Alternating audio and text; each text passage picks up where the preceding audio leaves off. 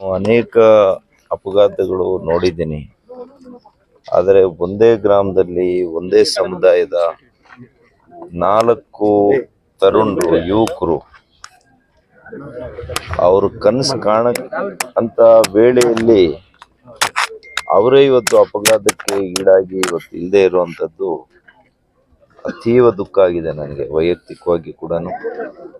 ಮತ್ತು ಒಂದು ತಾಯಿ, ಅವ್ರಿಗೆ 2 ಮಕ್ಕಳು, 2 ಗಂಡು ಮಕ್ಕಳು, ಇನ್ಯಾವ ಮಕ್ಕಳು ಇಲ್ಲ. ಇತ್ತೀಚೆಗೆ ಅವರು ಗಂಡನನ್ನ ಕಳ್ಕೊಂಡಿರ್ತಕ್ಕಂಥ 2 ಗಂಡು ಮಕ್ಕಳು ಇವತ್ತು ಸಾವಿಗೆ ಈಡಾಗಿರುವಂಥದ್ದು. ಆ ತಾಯಿಗೆ ಹೇಗೆ ಸಾಂತ್ವನ ಹೇಳಬೇಕು, ಆ ದುಃಖ ಹೇಗೆ ಅವರು ತಡ್ಕೊಳ್ಳುವಂಥ ಶಕ್ತಿ ಆ ಭಗವಂತ ಕೊಡ್ತಾನೆ. ನಿಜವಾಗ್ಲೂ ಕೂಡ ಈ ಒಂದು ದೃಶ್ಯ ನೋಡಲಿಕ್ಕೆ ಆಗ್ತಾ ಇಲ್ಲ. ಬಹಳಷ್ಟು ಮನಸ್ಸಿಗೆ ಘಾಸಿಯಾಗಿದೆ. ಮಾತಿನಿಂದ ಹೇಳಲಿಕ್ಕೆ ಸಾಧ್ಯ ಇಲ್ಲ. ಇದು ಅಷ್ಟು ನೋವು. ಇವತ್ತು ಅಜ್ವಾರ ಗ್ರಾಮದಲ್ಲಿ ಶೋಕದ ವಾತಾವರಣ ಇವತ್ತು ನಾವು ನೋಡ್ತಾ ಇದ್ದೀವಿ. ಎಲ್ಲ ಗ್ರಾಮಸ್ಥರು, ಈ ಭಾಗದ ಜನರು ಇವತ್ತು ಈ ಒಂದು ಅವರ ನೋವಿನಲ್ಲಿ ಆ ನೋವನ್ನು ಹಂಚ್ಕೊಳ್ಳಿಕ್ಕೆ ಎಲ್ಲರೂ ಕೂಡ ಬಂದಿದ್ದಾರೆ.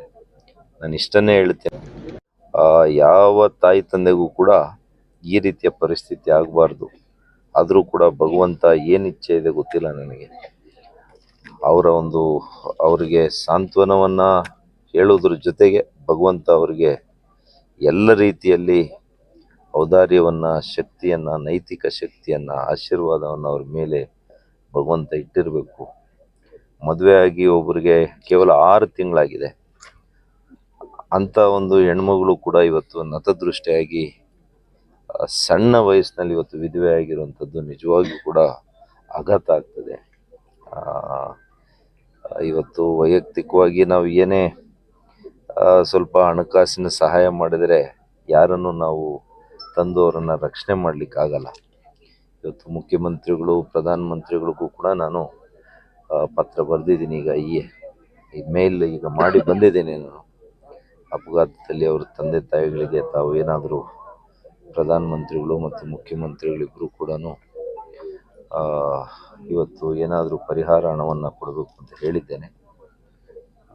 ನೋಡೋಣ. ನಾನು ಕೂಡ ವೈಯಕ್ತಿಕವಾಗಿ ಒಬ್ಬೊಬ್ಬರಿಗೆ ಒಂದು 50,000 ರೂಪಾಯಿ ಕೊಟ್ಟಿದ್ದೀನಿ. ಮತ್ತು ಇನ್ನು ಮುಂದೆ ಅವ್ರಿಗೇನೇ ಮುಂದಿನ ದಿನಗಳಲ್ಲಿ ಏನೇ ಕಷ್ಟ ಕಾರ್ಯಗಳಿದ್ರೂ ಕೂಡ ನಾನು ಅವರಲ್ಲಿ ಆಗಿ ನನ್ನ ಕೈಲಾದಷ್ಟು ನಾನು ಅವರಿಗೆ ಸಹಾಯ ಮಾಡ್ತೇನೆ ಅಂತ ಈ ಸಂದರ್ಭದಲ್ಲಿ ಹೇಳಲಿಕ್ಕೆ ಬಯಸ್ತೀನಿ. ಸಿಎಂ ಅವರಿಗಾಗಲೇ ತಲಾ 55 ಲಕ್ಷ ರಸ್ತೆ ಅಗಲೀಕರಣ ಸಂದರ್ಭದಲ್ಲಿ ಟ್ರಾನ್ಸ್ಫಾರ್ಮರ್ಗಳು ಸರಿಯಾಗಿ ಗೊತ್ತಾಗದೆ ಗೋಚರ ಆಗದೆ ಕೆಲವೊಂದು ನಾನು ನೋಡ್ತೀನಿ. 2-3 ವಿಷಯಗಳು ಇದರಲ್ಲಿ ನನಗೆ ಪ್ರಾರಂಭದಲ್ಲಿ ಬಂದಿದೆ. ಒಂದು,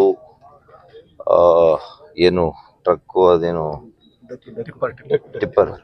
ಟಿಪ್ಪರ್ ಲಾರಿ ಬೇಜವಾಬ್ದಾರಿಯಿಂದ ನಡೆಸಿದ್ದಾನೆ ಅನ್ನೋದು ಒಂದು ಮಾಹಿತಿ.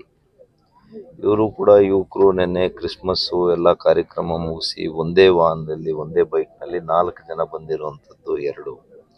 ಮೂರನೇದು, ಆ ರಾಷ್ಟ್ರೀಯ ಹೆದ್ದಾರಿಯ ಏನು ಟರ್ನಿಂಗ್ ಇದೆ ಅಲ್ಲಿ ಸ್ವಲ್ಪ ಸುರಕ್ಷತಾ ಕ್ರಮಗಳನ್ನು ತೆಗೆದುಕೊಳ್ಳುವಂಥ ಅವಶ್ಯಕತೆ ಇದೆ ಅಂತ ಹೇಳಿದ್ದಾರೆ.